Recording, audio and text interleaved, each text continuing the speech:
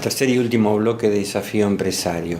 Consultamos al profesional de las ciencias económicas y profesor universitario, Oscar López Maresich, acerca del escenario que se plantea para el país a partir del paquete de leyes que está tratando el Congreso en estos momentos, que tiene que ver con lo previsional, lo fiscal y lo laboral.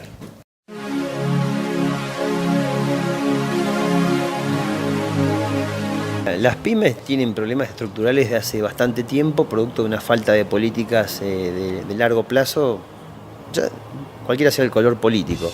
Uno tiene que ver con el tema impositivo, que digamos el costo del blanqueo tanto del personal como las ventas que están grabadas con IVA, con el impuesto a las ganancias, se lleva más del 60-70% de la rentabilidad de un empresario. Pequeño, mediano, sobre todo que no lo puede absorber. Esto incide en la estructura de costo y lleva a una informalidad que llega a casi el 50% de la economía nacional. Lo que ha buscado el gobierno es, a través de los gobernadores, que las provincias bajen la presión fiscal, apliquen la ley de responsabilidad fiscal, es llegar al equilibrio, congelar vacantes, salvo en el caso que sea necesario, por ejemplo, salud, en educación, donde se incremente la matrícula o el número de pacientes en los hospitales. Ir eliminando impuestos extorsivos como es ingresos brutos, impuestos a los sellos, pero ¿qué pasa? Hay una resistencia fiscal porque ingresos brutos es el principal componente de recaudación en muchas provincias. Hasta el punto que en el caso de Neuquén, en la principal vedette, antes históricamente habían sido las regalías. Y son reforma laboral, que básicamente implica bajar el costo laboral para el blanqueo, el incremento del empleo en blanco, reforma fiscal, donde se trata de llegar al equilibrio fiscal de acá a unos años en las provincias, porque si no esto sigue con la deuda, y la deuda es pan para hoy y hambre para mañana, porque hay que pagar carga financiera. La reforma previsional, que busca, digamos, hacer más previsible el sistema. El problema está en el cálculo de las jubilaciones. Hoy por hoy tenemos la ley de movilidad jubilatoria, que hace que en marzo y en septiembre se ajuste por el RICTE, que es un coeficiente de variación de los saberes jubilatorios y de los salarios, y otro componente inflacionario. El gobierno quería aplicarlo a partir de junio, quitando la indexación de marzo, y esto iba a implicar que los jubilados iban a estar más de 6 meses sin ajuste. Por lo tanto, eso fue lo que se ha modificado, inclusive dentro de la propia Alianza Cambiemos, y ahora se va a aplicar 70% de inflación y 30% el RICTE. Entonces se busca la reforma impositiva, la reforma laboral para bajar costos y que permita al empleador generar empleo sin que afecte el salario, ¿no? O sea, bajar lo que llaman las cargas sociales, digamos, sin bajar el salario. Y por supuesto, porque eso es consumo y esto es distributivo. Y segundo, bueno, la reforma previsional para que sea previsible. También es la ley de presupuesto, que habilita 82.000 millones de dólares más para el endeudamiento, para el pago de intereses. Recordemos que el gobierno está financiando el déficit fiscal heredado ya de la época del kirchnerismo con emisión de deuda. Nosotros tenemos un problema de estructura productiva, porque si nosotros fabricáramos todos los insumos que necesita el campo, la chacra, la industria, o gran parte de ellos, nos ahorraríamos esas divisas. Entonces, por más que subiera el dólar, no se dolarizarían esos precios porque se fabrican en el mercado interno. Primer punto.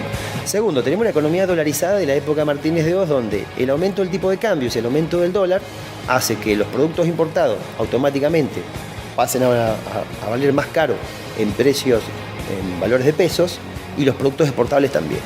Y la economía se ha reactivado heterogéneamente, es decir, por algunos sectores, automotriz, la construcción, el plan Belgrano, la obra pública, el tema informático, pero hay sectores que están retrasados, el textil, el sector alimenticio, ¿sí? Es decir, no es fácil salir de una crisis económica y no alcanza con ciertas medidas, por eso necesitas un plan económico.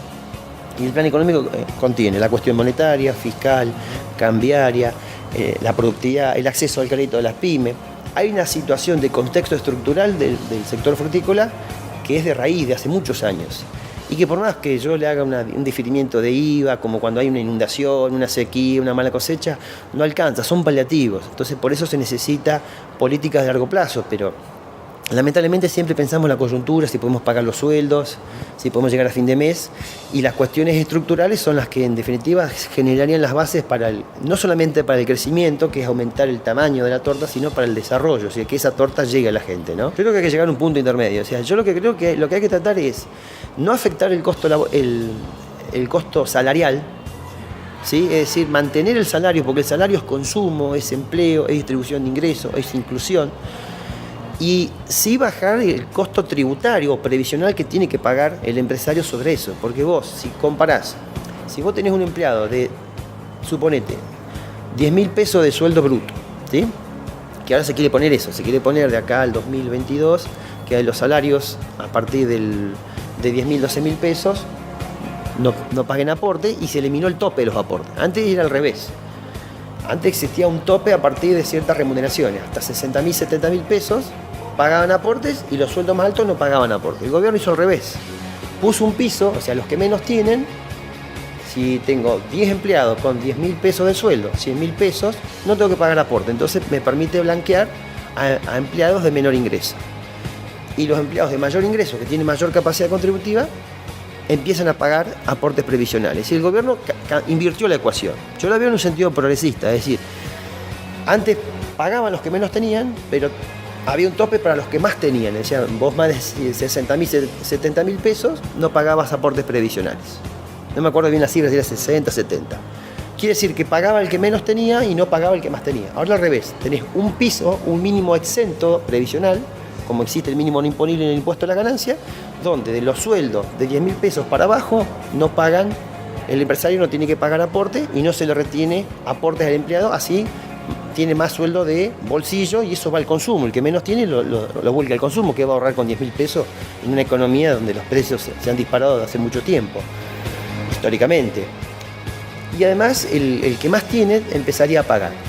Es decir, la reforma laboral, como toda reforma, tiene que ser una reforma que necesite la Argentina, no lo que nos digan de afuera. O sea, no una reforma laboral que venga del Fondo Monetario, del Banco Mundial, como se hacía en la década de los 90, y que el peronismo apoyó muchas veces, ¿no? El kirchnerismo, que cuando eran menemistas apoyaban y ahora no se acuerdan, ¿no? Pero muchos apoyaban la flexibilización laboral, sindicatos apoyaban eso y después se rasgan las vestiduras con el tema de ser nacional y popular. Pero lo que habría que preguntarse es dónde estaban en la década de los 90 en su momento, cuando echaban gente, privatizaban, celebraban contratos basuras, pasantías, rebajaban los salarios y las colas de desocupados, ¿sí?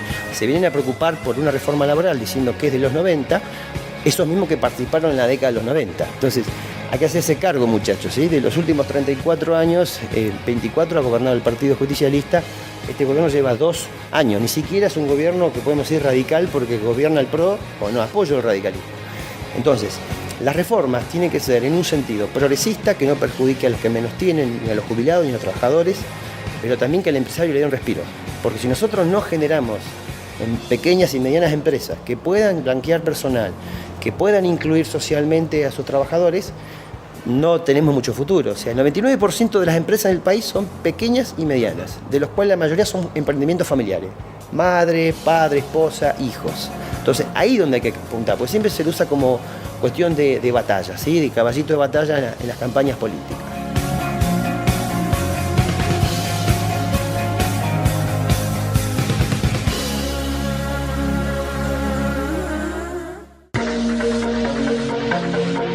Y bien, esto fue todo por hoy en Desafío Empresario 2017.